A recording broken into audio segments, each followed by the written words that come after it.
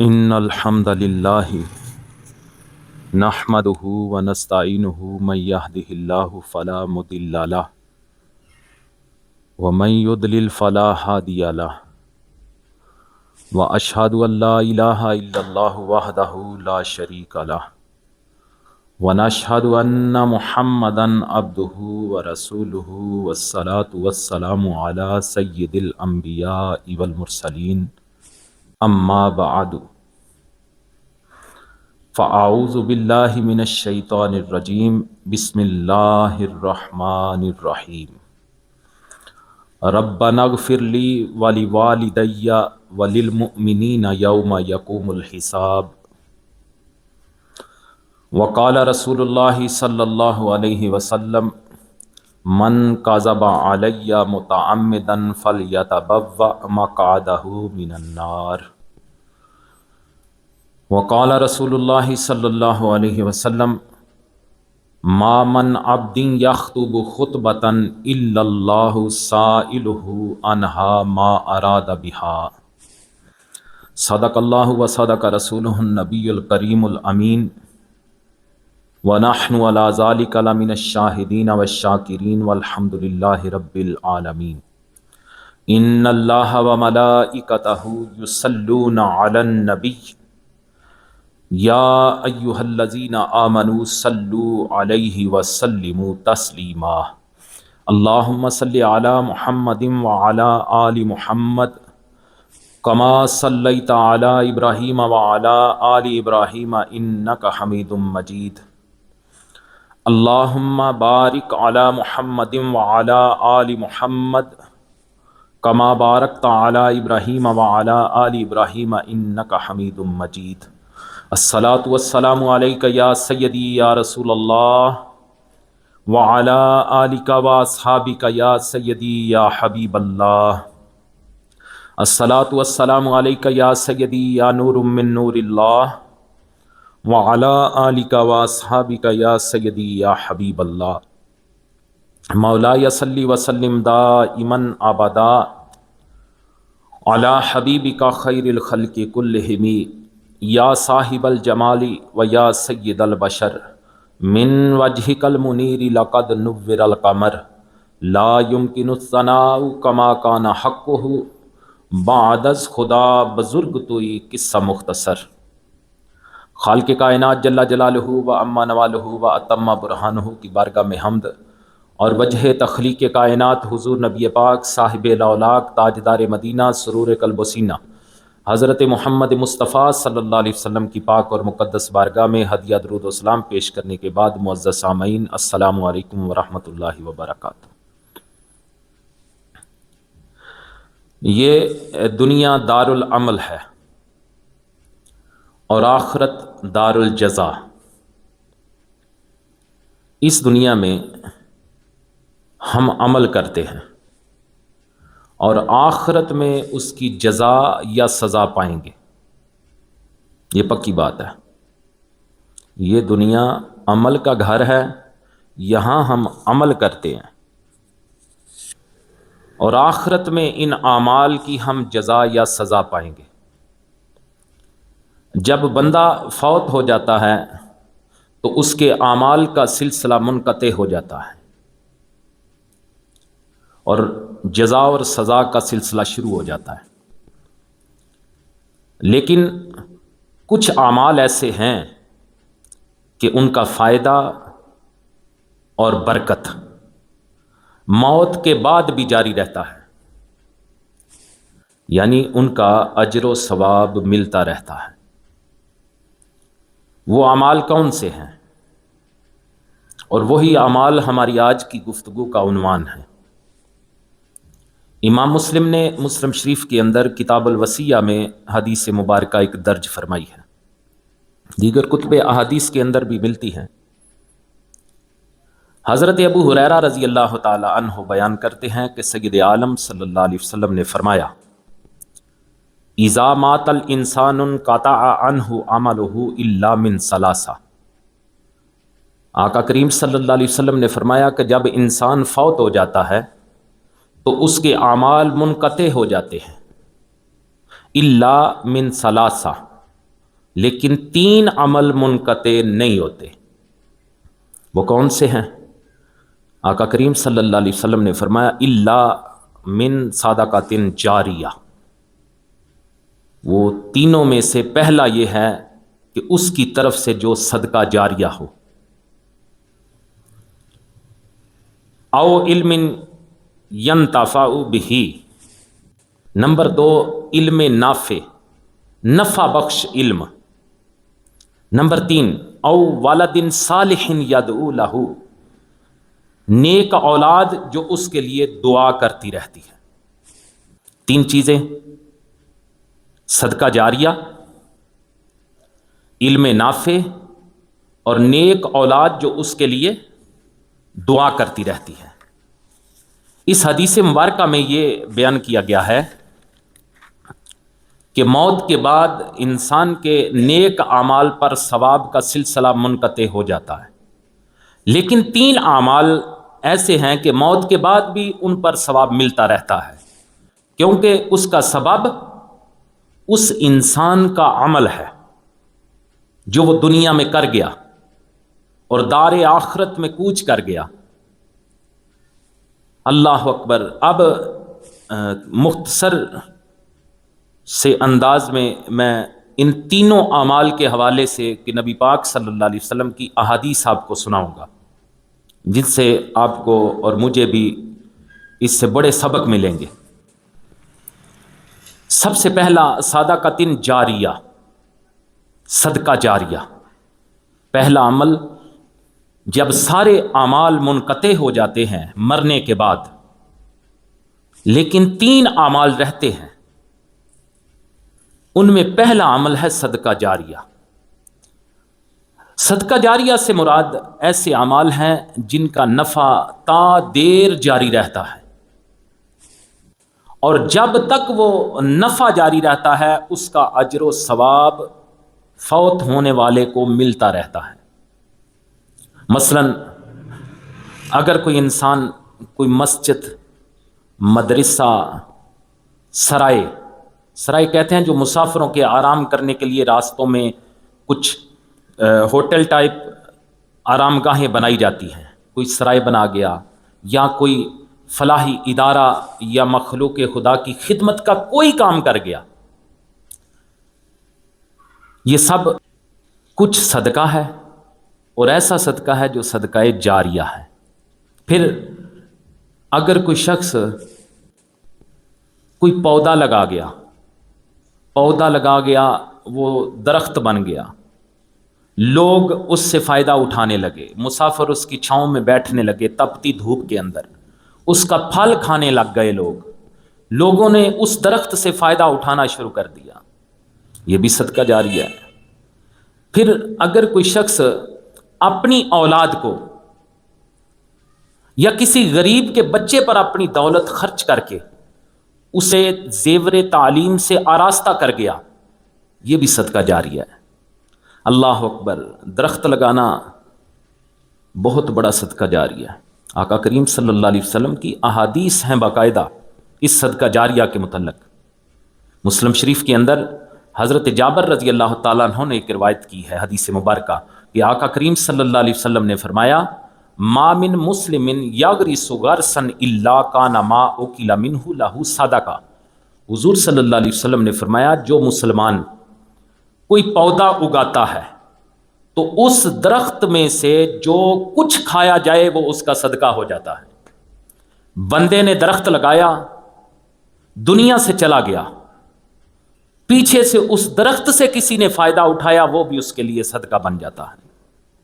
پھر حضور نے فرمایا وما سرق منہ لہ صدقہ، کہ جو کچھ اگر اس کے پودے سے، اس کی فصلوں سے، اس کے درختوں سے اگر کچھ چوری ہوتا ہے، حضور فرماتے ہیں وہ بھی اس کی طرف سے صدقہ ہو جاتا ہے۔ وما آکل السبع فہو لہ صدقہ، حضور نے فرمایا اگر اس میں سے کچھ درندے کچھ کھا جائیں تو وہ بھی اس کے لیے صدقہ ہے۔ وما آکلت الطیر فہو لہ صدقہ، حضور نے فرمایا اگر اس میں سے کچھ پرندے کھا جائیں وہ بھی اس کے لیے صدقہ ہو جاتا ہے۔ ولا یرزعہ احد الا کان لہ صدقہ، اور جو شخص اس میں سے کم کرے گا، یعنی جو بھی اس میں سے کوئی کچھ لے گا، فائدہ حاصل کرے گا، حضور نے فرمایا وہ اس کا صدقہ ہو جاتا ہے۔ دیکھیں درخت لگانا کوئی کتنا بڑا عمل ہے، درخت لگانا، پودا لگانا کتنا بڑا عمل ہے، بظاہر تو چھوٹا سا عمل لگتا ہے، لیکن اس کے فائدے دیکھیں۔ اگر آپ دنیا میں درخت لگا کے چلے جاتے ہیں، لوگ اس سے فائدہ اٹھاتے ہیں، تو یہ آپ کے لیے صدقہ جاریہ ہے۔ مسلم شریف کی ایک اور حدیث مبارکہ ہے، حضور صلی اللہ علیہ وسلم نے فرمایا فلا یغرس مسلما غرسا فیاکل منہ انسان ولا دابۃ ولا طیر الا کان لہ صدقۃ الی یوم القیامہ۔ آقا کریم صلی اللہ علیہ وسلم نے فرمایا جو مسلمان بھی کوئی درخت لگاتا ہے، اس سے انسان چھپایا یا پرندہ کوئی بھی کھائے، حضور نے فرمایا وہ اس کا قیامت تک صدقہ ہو جاتا ہے۔ درخت لگا کے چلا گیا، لوگ قیامت تک اگر اس سے فائدہ اٹھاتے ہیں، حضور فرماتے ہیں اسے اس کا اجر ملے گا، وہ صدقہ جاریہ ہو گیا ہے۔ اللہ اکبر۔ پھر صدقہ جاریہ، مرحوم فوت ہونے والا اپنی زندگی میں کچھ اگر کر گیا صدقہ جاریہ، یا پیچھے سے اس کے عزیز و اقربا نے کیا، دونوں صورتوں میں اللہ تعالیٰ اسے اجر و ثواب دیتا ہے۔ جیسا کہ امام ابو داؤد نے سنن ابو داؤد کے اندر کتاب الزکوٰۃ میں حدیث مبارکہ درج فرمائی ہے، حضرت سعد بن عبادہ رضی اللہ تعالیٰ عنہ بیان کرتے ہیں کہ انہوں نے آقا کریم صلی اللہ علیہ وسلم کی بارگاہ میں عرض کی، یا رسول اللہ صلی اللہ علیہ وسلم ان ام سعد ماتت فای الصدقۃ افضل۔ یا رسول اللہ صلی اللہ علیہ وسلم، سعد کی والدہ کا انتقال ہو گیا ہے، تو ان کی طرف سے کرنے کے لیے کون سا صدقہ زیادہ فضیلت رکھتا ہے؟ جب ان کا یہ سوال سنا تو آقا کریم صلی اللہ علیہ وسلم نے جواب دیا الماء، پانی۔ راوی کہتے ہیں کہ حضرت سعد رضی اللہ تعالیٰ عنہ نے کنواں کھدوایا اور فرمایا ھذہ لأم سعد، کہ یہ سعد کی والدہ کی طرف سے ہے۔ اللہ اکبر۔ یہ دیکھیں حضور صلی اللہ علیہ وسلم کی ذات اقدس سے ہمیں اپنے فوت شدگان کے لیے ایصال ثواب کرنے کا طریقہ، صدقہ جاریہ کرنے کا طریقہ بتایا جا رہا ہے۔ پھر ایک بڑی اہم بات جو ہمارے ہر کسی کو ذہن میں رکھنی چاہیے، ہمیں سمجھنی چاہیے، وہ یہ کہ جب ہماری کوئی فوتگی ہو جاتی ہے، میں پہلے بھی آپ کو بتاتا رہتا ہوں، جب ہماری کوئی فوتگی ہو جائے تو عموماً ہم کل شریف، 10واں شریف، 40واں شریف، ایصال ثواب کی اس طرح کی محافل ہم کرتے ہیں، اور عموماً ان دعوتوں پہ، ان محافل پہ عام متوسط گھرانہ اس دور کے اندر کوئی 40-50 ہزار، 60 ہزار، لاکھ تک بھی چلے جاتے ہیں، اخراجات کر دیتے ہیں۔ ایسا ہوتا ہے نا؟ یہ بالکل جائز ہیں یہ محفلیں، کل شریف کریں، 10واں کریں، 40واں کریں، سالانہ ختم دلائیں، لیکن ذرا تھوڑا سا سوچیں کیا اس سے بہتر ذرائع موجود ہیں ہمارے پاس ایصال ثواب کے؟ اللہ اکبر، اس سے بہتر صورتیں بھی موجود ہیں۔ آپ کل شریف کا ختم دلائیں، اپنے گھر میں بیٹھ جائیں، اپنے بچوں کو بٹھائیں، بیٹھ کے قرآن مجید پڑھیں، درود شریف پڑھیں، اور اپنے فوت ہونے والوں کو ایصال ثواب کریں، ختم دلائیں آپ، لیکن دعوت نہ کریں۔ جو دولت، جو پیسہ آپ دعوت پہ لگانا چاہتے ہیں، جو 50-60 ہزار، لاکھ تک، 2 لاکھ تک لوگ لگا دیتے ہیں، جو پیسے آپ اس طرح لگانا چاہتے ہیں، تو اپنے فوت شدہ کے لیے، ایصال ثواب کے لیے نیت کر لیں کہ اتنے پیسے میں فلاں بیوہ کی بیٹی کو دے دیتا ہوں۔ کسی بیوہ خاتون کو دیکھیں جس کی بچی گھر میں بیٹھی، اس کے بال سفید ہو رہے ہیں، چپ کر کے جا کے اسے دے آئیں، یہ بہتر طریقہ ہے۔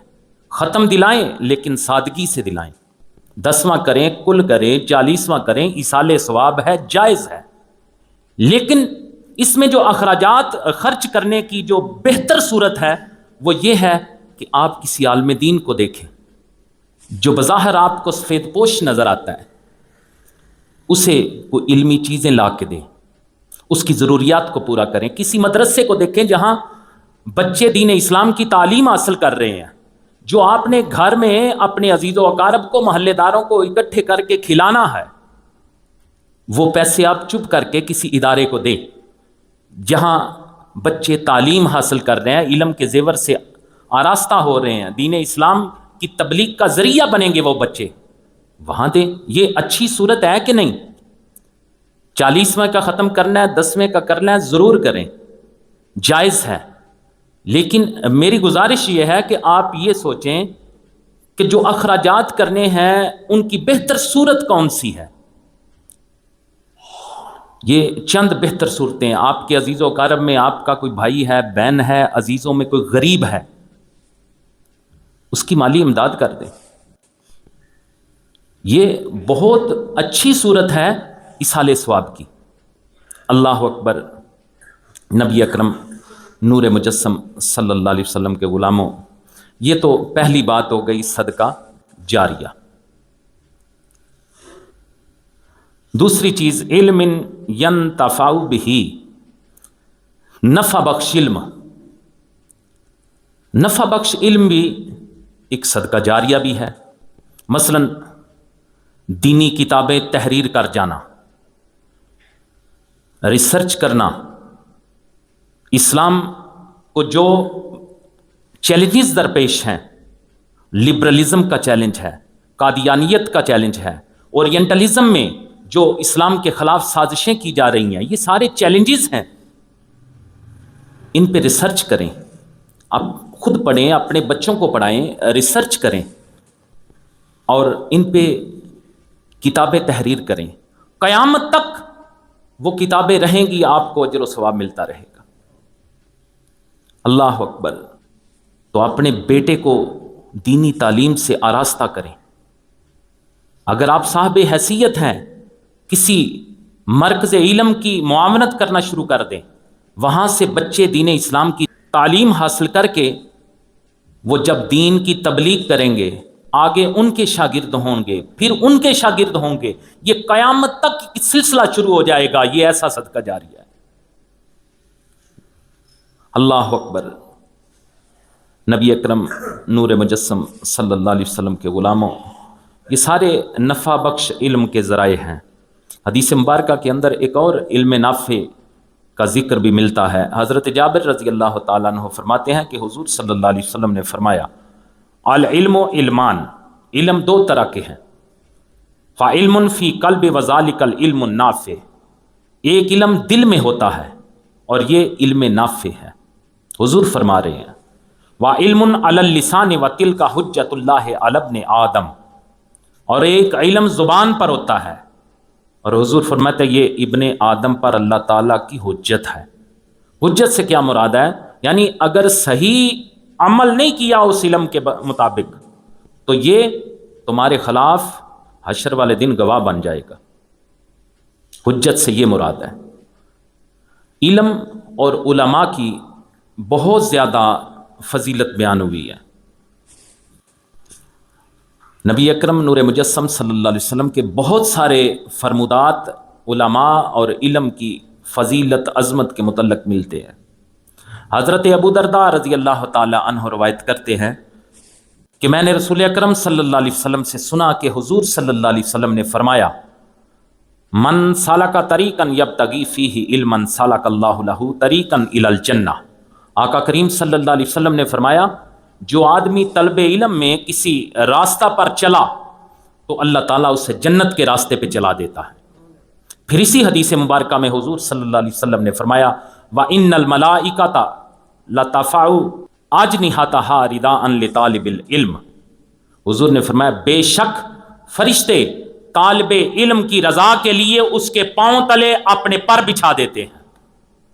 پھر آقا کریم صلی اللہ علیہ وسلم نے فرمایا، وَإِنَّ الْعَالِمَ لَيَسْتَغْفِرُ لَهُ مَنْ فِي السَّمَاوَاتِ وَمَنْ فِي الْأَرْضِ حَتَّى الْحِيتَانُ فِي الْمَاءِ. حضور نے فرمایا بے شک عالم کے لیے زمین و آسمان کی ہر چیز، یہاں تک کہ پانی کی مچھلیاں بھی مغفرت طلب کرتی ہیں. پھر حضور نے فرمایا اسی حدیث کے اندر، وَفَضْلُ الْعَالِمِ عَلَى الْعَابِدِ كَفَضْلِ الْقَمَرِ عَلَى سَائِرِ الْكَوَاكِبِ حضور نے فرمایا عابد پر عالم کی فضیلت ایسے ہی ہے جیسے چاند کی سارے ستاروں پہ فضیلت ہے۔ پھر حضور صلی اللہ علیہ وسلم نے فرمایا ان العلماء ورثۃ الانبیاء، بے شک علماء انبیاء اکرام کے وارث ہیں۔ اور حضور نے فرمایا ان الانبیاء لم یورثوا دینارا ولا درہما، بے شک انبیاء اکرام نے وراثت میں درہم و دینار نہیں چھوڑے۔ انما ورثوا العلم فمن اخذ به اخذ بحظ وافر، بلکہ انہوں نے اپنی میراث سے علم چھوڑی۔ حضور نے فرمایا فمن اخذ به اخذ بحظ وافر، پر جس نے اس میراث سے علم میں سے کچھ حاصل کر لیا اس نے بہت بڑا حصہ پا لیا۔ یہ دیکھیں حضور صلی اللہ علیہ وسلم کی بارگاہ میں علم کی کتنی فضیلت ہے، علماء کی کتنی فضیلت ہے۔ اللہ اکبر۔ کبھی ہمارے دل میں یہ خیال آیا ہو کہ یار مجھے اللہ اگر اولاد دے تو میں انہیں تیرے دین کا عالم بناؤں گا، ایسا خیال بھی ہمارے دلوں میں آنا چاہیے۔ اگر آپ کا بیٹا عالم بن گیا تو وہ ایک ایسا صدقہ جاریہ بنے گا، آپ کو قیامت والے دن پتہ چلے گا۔ بلکہ احادیث کے اندر تو ابھی میں آپ کو حدیث سنانے لگا ہوں کہ قیامت سے پہلے بھی آپ کو پتہ چل جائے گا۔ اللہ اکبر۔ حضرت جابر بن عبداللہ رضی اللہ تعالیٰ عنہ روایت کرتے ہیں کہ حضور صلی اللہ علیہ وسلم نے فرمایا، یہ دیکھیں عالم کا سٹیٹس کیا ہوتا ہے۔ حضور نے فرمایا یبعث العالم والعابد فیقال للعابد ادخل الجنہ، عالم اور عابد کو روز قیامت اٹھایا جائے گا اور عابد سے کہا جائے گا ادخل الجنہ، اے عابد تو جنت میں داخل ہو جا۔ ویقال للعالم، اور عالم سے کہا جائے گا ویقال للعالم اثبت حتی تشفع للناس بما احسنت ادبہم۔ حضور فرماتے ہیں کہ عالم سے کہا جائے گا تو ٹھہر جا، حتیٰ کہ تم نے لوگوں کی اچھی تربیت کے بدلے، جو تو نے لوگوں کی اچھی تربیت کی ہے، آج یہاں کھڑا ہو کے لوگوں کی سفارش کر۔ عابد کو اسی وقت جنت میں بھیجا جائے گا، لیکن عالم کو ٹھہرا لیا جائے گا کہ تو دنیا کے اندر لوگوں کی اچھی تربیت کرتا رہا ہے، لوگوں کو اچھی طرف تو گامزن کرتا رہا ہے، میری راہ پہ لگاتا رہا ہے، آپ آج یہاں کھڑا ہو جا اور لوگوں کی سفارش کر کے مجھ سے بخشواتا جا۔ پھر آگے تیسرا حصہ اس حدیث مبارکہ کا، والد صالح یدعو لہ، کہ نیک اولاد کی دعا۔ جب سارے انسان کے تعلقات، سارے اعمال ختم ہو جاتے ہیں، جب بندہ فوت ہوتا ہے تو تین چیزیں رہتی ہیں، دو میں نے بیان کر دی، یہ آخری بات ہے، وہ ہے نیک اولاد۔ بندہ دنیا سے چلا گیا، پیچھے نیک اولاد چھوڑ کے چلا گیا، وہ نیکی کرتے جائیں گے، اس کے لیے دعائیں مانگتے جائیں گے، اس کے لیے وہ حشر تک صدقہ جاریہ بن جائے گا۔ نیک اولاد، اللہ اکبر۔ یوں تو فوت ہونے والے کے لیے، مرحوم کے لیے کوئی بھی دعا کرے تو وہ دعا اس سے فائدہ دیتی ہے۔ میں ان کا لگتا کچھ نہیں، میں دعا کروں تو میری دعا بھی انہیں فائدہ دے گی، لیکن بیٹا، بیٹی یا اولاد میں سے اور کوئی جب دعا کرتا ہے وہ ضرور قبول ہوتی ہے۔ جب حقیقی بیٹا اپنے باپ کے لیے، اپنی ماں کے لیے دعا کرے، بیٹی کرے، تو ان کی دعا ضرور قبول ہوتی ہے۔ احادیث میں اس بات کی ترغیب دلائی گئی ہے کہ اولاد اپنے والدین کی قبروں پر جائیں اور ان کے لیے دعا کریں۔ آقا کریم صلی اللہ علیہ وسلم نے ارشاد فرمایا، شعب الایمان میں یہ حدیث مبارکہ درج ہے، حضور فرماتے ہیں من زار قبر ابویہ او احدہما فی کل جمعۃ غفر لہ وکتب برا۔ آقا کریم صلی اللہ علیہ وسلم نے فرمایا، جو اپنے والدین یا ان میں سے کسی ایک کی قبر پر ہر جمعہ کے دن زیارت کے لیے جائے، اللہ تعالیٰ اس کے گناہ بخش دے گا اور ماں باپ کے ساتھ اچھا برتاؤ کرنے والا لکھا جائے گا۔ پتہ چلا کہ احادیث ہمیں ترغیب دلاتی ہیں کہ اپنے والدین کی قبروں پہ جاؤ، جا کے ان کے لیے مغفرت کی دعا کرو۔ جب وہاں مغفرت کی دعا کرو گے تو تمہاری بھی بخشش ہو جائے گی۔ اللہ اکبر۔ ابن ماجہ شریف کے اندر حدیث مبارکہ ہے، آقا کریم صلی اللہ علیہ وسلم نے ارشاد فرمایا، ان الرجل لَتُرْفَعُ دَرَجَتُهُ فِي الْجَنَّةِ، آقا کریم صلی اللہ علیہ وسلم فرماتے ہیں بے شک کسی شخص کا جنت میں درجہ بلند ہوتا ہے، کوئی بندہ جنت میں ہے، اس کا درجہ بلند ہو گیا، تو حضور فرماتے ہیں وہ کہتا ہے کہ یہ کیوں ہوا؟ جب اس کا اچانک درجہ بلند ہوتا ہے جنت کے اندر، آقا کریم صلی اللہ علیہ وسلم فرماتے ہیں کہ جس کا درجہ بلند ہوتا ہے وہ کہتا ہے یہ کیوں ہوا؟ تو حضور فرماتے ہیں کہ اسے بتایا جاتا ہے بے استغفار والدک لک، کہ تمہاری اولاد نے تمہارے لیے مغفرت کی دعا کی ہے، اس کی وجہ سے تمہارا درجہ بلند ہوا۔ اللہ اکبر۔ حضرت ابو ہریرہ رضی اللہ تعالیٰ عنہ روایت کرتے ہیں کہ حضور صلی اللہ علیہ وسلم نے فرمایا لا یجزی ولد والدا الا ان یجدہ مملوکا فیشتریہ فیعتقہ۔ حضور صلی اللہ علیہ وسلم نے فرمایا کوئی بھی اولاد، یہ سنیے، جو چھوٹی چھوٹی بات پہ اپنے باپ کے گریبان تک پہنچ جاتے ہیں، چھوٹی چھوٹی باتوں پہ باپ سے اونچی آواز، وہ باپ جس کے لیے حکم ہے کہ اس کے سامنے اف بھی نہیں کرنا، مالک قرآن میں ہمیں حکم دیتا ہے کہ ان کے سامنے تم نے اف تک نہیں کہنا، تو کتنی بڑی بدبختی ہے جو اپنے باپ کی آواز سے اونچی آواز کرے، جو اپنے باپ کو گریبان تک آ جائے، غصے کے اندر اسے اس بات کا پتہ نہ چلے کہ میرے آقا نے، میرے خدا نے اس باپ کی کتنی عظمت بیان کی ہے۔ یہ سنیے حضور صلی اللہ علیہ وسلم کا فرمان، آقا کریم صلی اللہ علیہ وسلم نے فرمایا لا یجزی ولد والدا الا ان یجدہ مملوکا فیشتریہ فیعتقہ۔ حضور نے فرمایا کوئی بھی اولاد اپنے باپ کے احسانات کا بدلہ ادا نہیں کر سکتی، الا ان یجدہ مملوکا فیشتریہ فیعتقہ، البتہ اگر بیٹا اپنے باپ کو غلام پائے تو اسے خرید کر آزاد کر دے تو یہ صورت مختلف ہوگی۔ حضور نے فرمایا کوئی اولاد اپنے باپ کے احسانات ادا نہیں کر سکتی، ہاں اگر اس کا باپ غلام ہے تو بیٹا اپنے باپ کو خرید کے آزاد کرے تو پھر صورت اور ہوگی۔ اللہ اکبر۔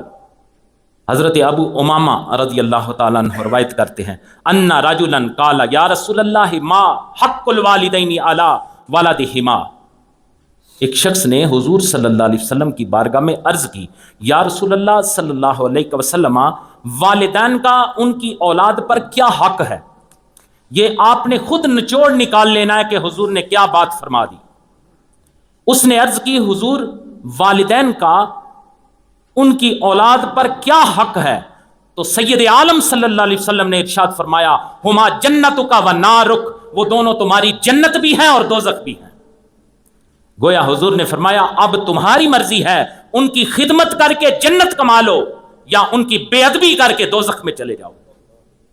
والدین ہمارے لیے جنت بھی ہیں اور دوزخ بھی ہیں، لیکن اس پہ ہم کتنا دھیان دیتے ہیں؟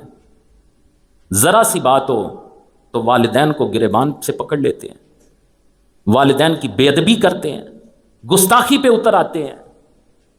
لیکن کائنات کے سب سے سچے انسان نے یہ فرمایا ہے کہ تیرے والدین تیری جنت بھی ہیں اور تیری دوزخ بھی ہیں، اب تیری مرضی ہے ان کی خدمت کر کے جنت میں چلا جا یا ان کی بے ادبی اور گستاخی کر کے ان سے جھگڑ کے تو دوزخ میں چلا جا۔ حضور نے تو واضح طور پہ ہمیں بتا دیا۔ حضرت ابو اسید بن مالک ربیعہ رضی اللہ تعالی عنہ بیان کرتے ہیں، کہتے ہیں کہ ہم ایک مرتبہ نبی پاک صلی اللہ علیہ وسلم کے پاس موجود تھے، اسی دوران بنو سلمہ سے تعلق رکھنے والا ایک شخص نبی پاک صلی اللہ علیہ وسلم کی بارگاہ اقدس میں حاضر ہوا اور اس نے عرض کی یا رسول اللہ اب کیا من بر ابوی شیء ابرہما بہ من بعد موتہا، یا رسول اللہ صلی اللہ علیہ وسلم حضور میرے لیے میرے والدین کے انتقال کے بعد ان کے ساتھ بلائی کرنے کا کوئی طریقہ باقی رہ گیا؟ آپ کو سمجھ آئی کہ نہیں؟ اس نے عرض کی حضور میرے والدین، آپ اس طرح سمجھے، اس نے عرض کی حضور میرے والدین فوت ہو گئے ہیں لیکن اب میرا دل کرتا ہے میں ان کے ساتھ بلائی کروں، حضور کوئی ایسا طریقہ ہے کہ وہ تو فوت ہو چکے ہیں، قبروں میں جا چکے ہیں، حضور کوئی ایسا طریقہ ہے کہ میں ان کے ساتھ بلائی کر سکوں؟ اللہ اکبر۔ تو آقا کریم صلی اللہ علیہ وسلم نے ارشاد فرمایا نعم الصلاۃ علیہما والاستغفار لہما، حضور نے فرمایا ہاں ہے، ان کے لیے دعائے رحمت کرنا اور ان کے لیے بخشش مانگنا۔ وَإِفَاءٌ بِعُهُودِهِمَا مِن بَعْدِ مَوْتِهَا، اور ان کے انتقال کے بعد ان کے عہد کو پورا کرنا۔ جب وہ زندہ تھے انہوں نے کسی سے کوئی وعدہ کیا تھا، کسی سے کوئی عہد کیا تھا، کسی سے کوئی زبان کر لی تھی، اگر ایسا معاملہ ہے تو اپنے والدین کے عہد کو پورا کرو، یہ ان کے ساتھ بلائی ہے۔ اللہ اکبر۔ وَإِكْرَامُ صَدِيقِهِمَا، حضور نے فرمایا اپنے باپ کے والدین کے دوستوں کی عزت افزائی کرو، یہ ان کے ساتھ بلائی ہے۔ وَصِلَةُ الرَّحِمِ الَّتِي لَا تُوصَلُ إِلَّا بِهِمَا، اور جن کے ساتھ رشتہ ان کی وجہ سے تھا ان کے ساتھ اچھا سلوک کرو، ان کے ساتھ صلہ کرو۔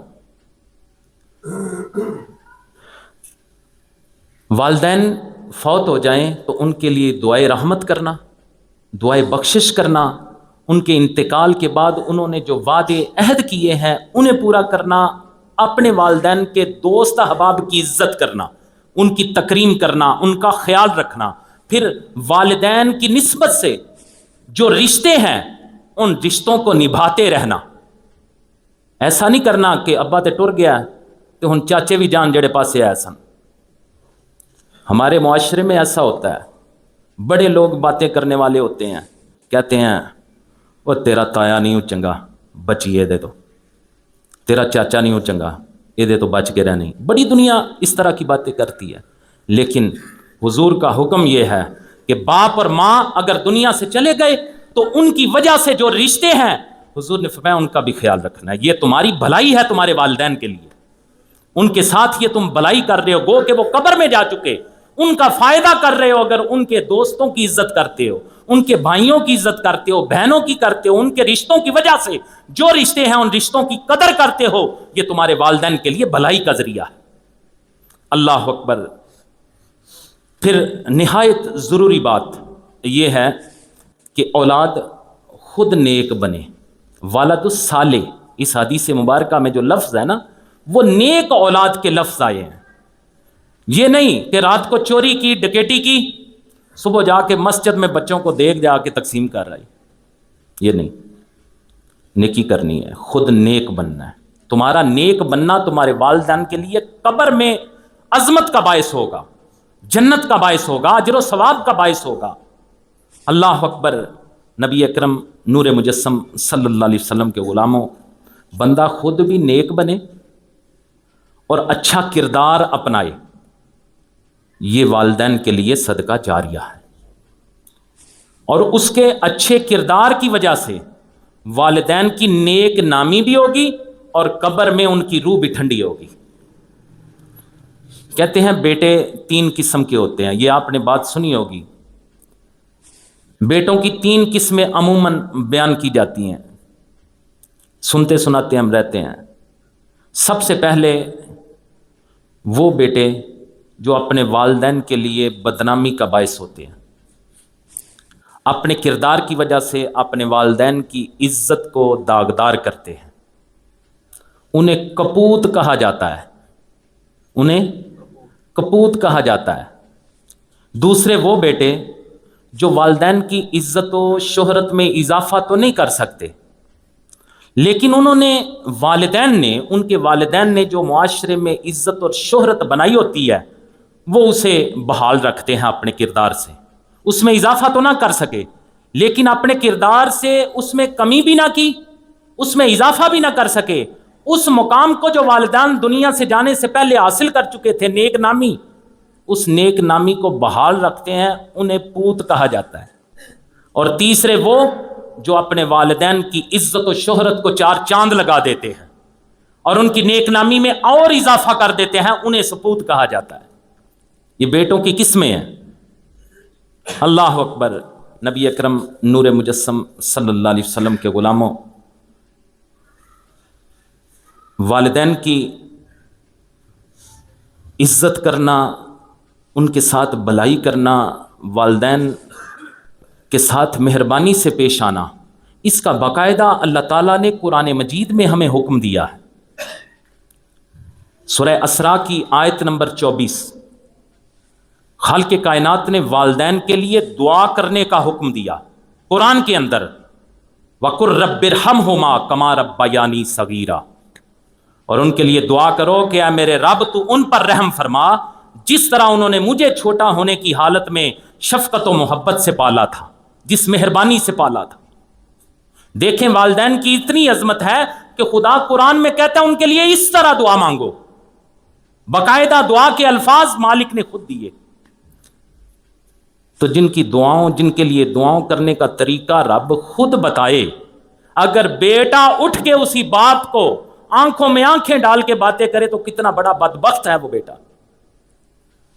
کتنی بدبختی کی علامت ہے۔ اللہ اکبر۔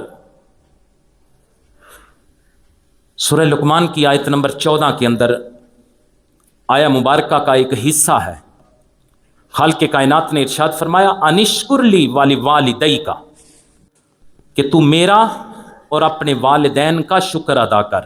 یعنی اللہ تعالیٰ اپنے شکر کے ساتھ والدین کا شکر ادا کرنے کا حکم دے رہا ہے، یہ قرآن ہے۔ اور والدین کا شکر کیا ہے؟ تفسیر بغوی کے اندر حضرت سفیان کا اسی آیت کی تفسیر کے حوالے سے ایک فرمان بیان ہوا ہے۔ آپ کہتے ہیں من صلی الصلوات الخمس فقد شکر اللہ۔ آیا مبارکہ میں دو شکر ہیں، ایک اللہ کا شکر اور ایک والدین کا شکر۔ آپ کہتے ہیں من صلی الصلوات الخمس فقد شکر اللہ، کہ جس نے 5 گانا نمازیں ادا کی اس نے اللہ کا شکر ادا کیا۔ وَمَن دَعَا لِلْوَالِدَيْنِ فِي أَدْبَارِ الصَّلَوَاتِ الْخَمْسِ فَقَدْ شَكَرَ الْوَالِدَيْنِ، اور آپ کہتے ہیں جس نے 5 نمازوں کے بعد والدین کے لیے دعائیں کی اس نے والدین کا شکر گزاری کر دی۔ یہ اللہ کا شکر ہے اور والدین کی شکر گزاری ہے۔ اللہ اکبر۔ پھر دیکھیں خالق کائنات نے ہر نماز کے اندر ہم ایک دعا پڑھتے ہیں جو میں نے شروع میں تلاوت کی، ربنا اغفر لی ولوالدی، ہمارے یہاں یہی دعا پڑھی جاتی ہے۔ یہ کتنی اہم چیز ہے کہ آپ ہر نماز میں اپنے والد اپنی والدہ کے لیے دعا مانگتے ہیں۔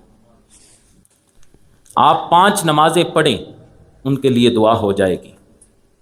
اگر 5 نمازوں کے بعد پھر ان کے لیے مغفرت کرے تو یہ ان کا شکریہ بھی ادا ہو جائے گا۔ کم و بیش کوئی 13-14 احادیث میں نے اس گفتگو کے اندر آپ کو سنائی ہیں، 2-3 قرآن مجید کی آیات کے حصے سنائے ہیں۔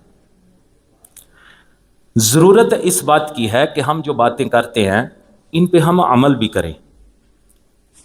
دیکھیں شروع میں نے آپ کو بتایا کہ کل کرنا، 10واں کرنا، 40واں کرنا جائز ہے، کرنے چاہیے، لیکن گزارش میں نے یہ کی کہ آپ ایسے کریں کہ یہ آپ کر لیں،